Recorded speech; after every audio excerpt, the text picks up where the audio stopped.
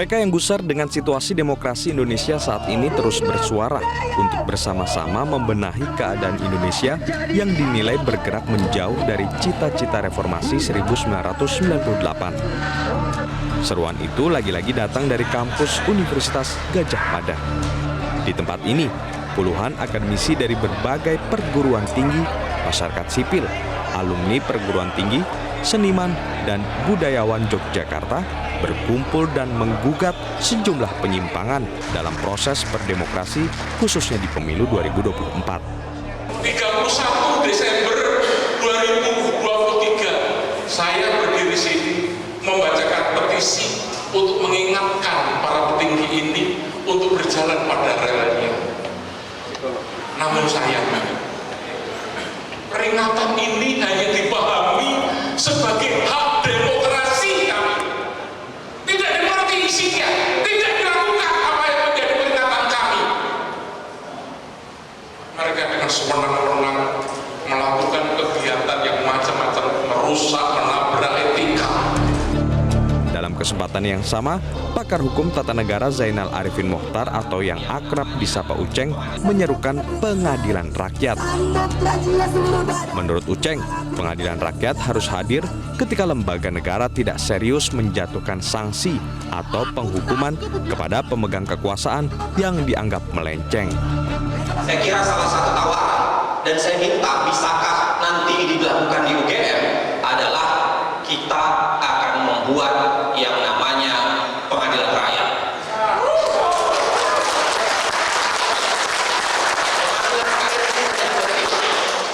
Bahwa ketika lembaga negara tidak serius mengadili, tidak serius menjatuhkan sanksi, tidak serius melakukan penghukuman, rakyat harus mengambil itu dan melakukan pengadilan rakyat.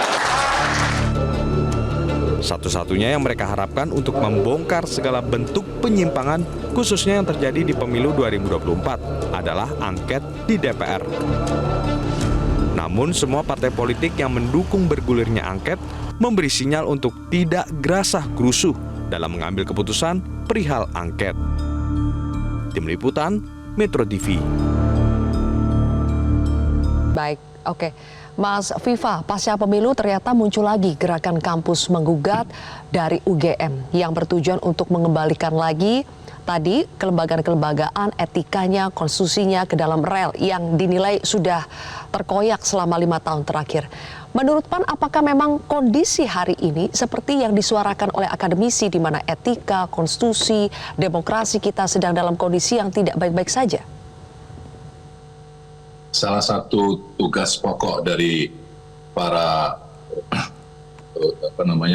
akademisi adalah dia mewakili kekuatan moral sebagai moral force yang ketika dianggap ada beberapa hal menyangkut tentang permasalahan bangsa dan negara itu kemudian disuarakan. Jadi memang itulah menjadi tugas dari para akademisi yang menjadi bagian penting dalam proses pembangunan kekuatan civil society. Civil society itu adalah kekuatan yang bersifat independen, bukan partisan, mampu membatasi intervensi negara, dan punya kemampuan untuk berpikir kritis yang berbeda dengan negara. Jadi secara teoritis itu diwakili oleh kekuatan akademisi pertama ya. Yang kedua, dalam memotret tentang perkembangan demokrasi, mungkin banyak sudut, banyak perspektif, sehingga menyebabkan tampilan dari hasil pemotretan itu berbeda-beda.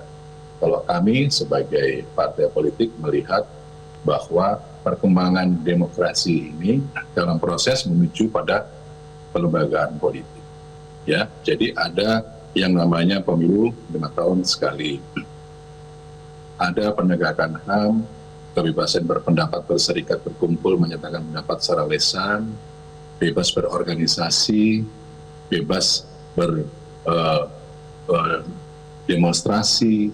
Jadi ukuran-ukuran sebagai prinsip dasar dalam berdemokrasi itu menjadi kekuatan dalam proses pelembagaan demokrasi.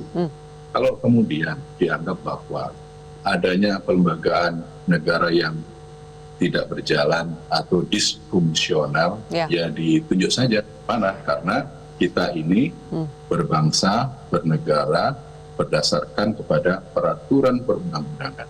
Di dalam membuat undang-undang yang Oke. itu hasil produk politik persetujuan antara pemerintah dengan seluruh partai politik yang ada di DPR, itu tentu juga ada naskah akademik. Naskah akademik itu adalah pandangan filosofis, pandangan sosiologis, dan lain sebagainya. Itu dijadikan pada pasal per pasal dalam bentuk perundang-undangan. Jadi kami melaksanakan undang-undang. Baik. Gitu. Jadi kalau kemudian dianggap ada problematik soal pelembagaan demokrasi, tentunya hari ini demokrasi memang perlu penyempurnaan, perlu. Gitu. Tetapi dalam hal proses untuk menuju pada pelembagaan sesuai dengan koridor yang ada, Oke. kita melihat banyak perspektif untuk Baik. melihat itu. Baik. Berarti Mas Viva, kalau melihat kondisi hari ini seperti yang Anda sampaikan tadi, apakah perlu sampai dimunculkan adanya pengadilan rakyat? Nah, itu kan merupakan kebebasan berekspresi dari masyarakat, dari akademisi untuk melakukan pengadilan rakyat. Ya silakan aja bikin pengadilan rakyat, siapa hakimnya, terus siapa yang jadi oknumnya, itu silahkan. Jadi bahasa-bahasa pengadilan rakyat ini kan bahasa-bahasa yang untuk menyuarakan tentang semangat heroik, semangat perjuangan. Gitu. Tetapi kalau kemudian memakai pengadilan rakyat itu kan sama dengan menunjukkan tidak adanya kepercayaan terhadap lembaga-lembaga negara yang ada. Oke. Kan itu sama dengan begitu, ya kan? Nah, apakah kemudian pengadilan rakyat itu hakimnya siapa? Baik, oke. Sempat tercetus ya kemarin pada saat menggelar acara di UGM itu ada gagasan untuk membentuk pengadilan rakyat ini, Pak Rimawan.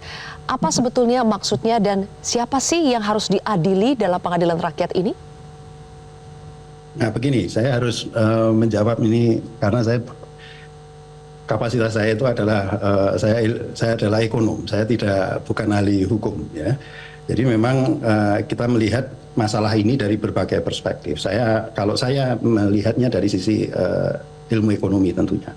Nah kalau dikaitkan dengan masalah pengadilan rakyat dan lain sebagainya, ini sebenarnya ada hal yang ada pesan yang di balik itu sebenarnya dari rekan-rekan, yaitu adalah jangan sampai itu terjadi, ya, jangan sampai itu terjadi. Artinya adalah sektor formal ini, jalur-jalur formal ini loh yang seharusnya harus dikembangkan ini. Nah ini yang tentunya ini di sini ada Pak Viva ini yang dari PAN, ini tentunya dari partai politik ini yang seharusnya kemudian lebih berperan di dalam menjalankan tugas-tugas beliau gitu. Nah kalau kemudian nanti dikaitkan dengan kami tidak ingin masalah itu masuk ke informal seperti itu, pendekatan di jalanan, parlemen jalanan dan lain sebagainya. Itu sebenarnya hal yang tidak diinginkan. Karena tidak sebaiknya itu jalur-jalur formal lah yang digunakan, karena itu akan lebih tertata, lebih dari sisi mitigasi risiko itu lebih mudah dilakukan. Tetapi kalau kita lihat apa yang dikatakan oleh Mas Zainal Arifin Mochtar, itu adalah beliau mengatakan kalau ini tidak bisa diselesaikan secara dari sisi kelembagaan formal, ada kemungkinan itu masuk ke informal. Tapi untuk detail terkait dengan masalah bagaimana proses di pengadilan rakyat dan lain sebagainya, jujur saja saya tidak tahu. Saya bukan ahli hukum. Oke. Tapi yang jelas Pak Rimawan, mungkin Anda juga sudah mendengar bahwa gerakan semacam ini juga akan diikuti oleh kampus-kampus lainnya. Kami dapat informasi UI juga besok kurang lebih akan menggelar gerakan yang serupa. Apakah memang dari UGM ingin bahwa gerakan ini tidak berhenti hanya di UGM tapi juga bisa diikuti oleh kampus-kampus lain yang punya semangat yang sama? Bagi kami adalah kami bersuara saja ya, apa yang bisa kami suarakan kami suarakan. Kalau kemudian rekan-rekan akademisi lain kemudian mengikuti dan lain sebagainya, ya monggo-monggo saja. Ini ya, artinya ini adalah kewajiban moral kami ya. Artinya kewajiban moral, bagaimana kami memenuhi kewajiban moral itu. Dasarnya adalah tadi konstitusi gitu. Baik, kalau begitu. Terima kasih Pak Rimawan Pradiptyo dan juga Mas Viva Yoga. Terima kasih sudah hadir berbagi bersama kami di Prime Time News hari ini. Jelajahi cara baru mendapatkan informasi. Download Metro TV Extend sekarang.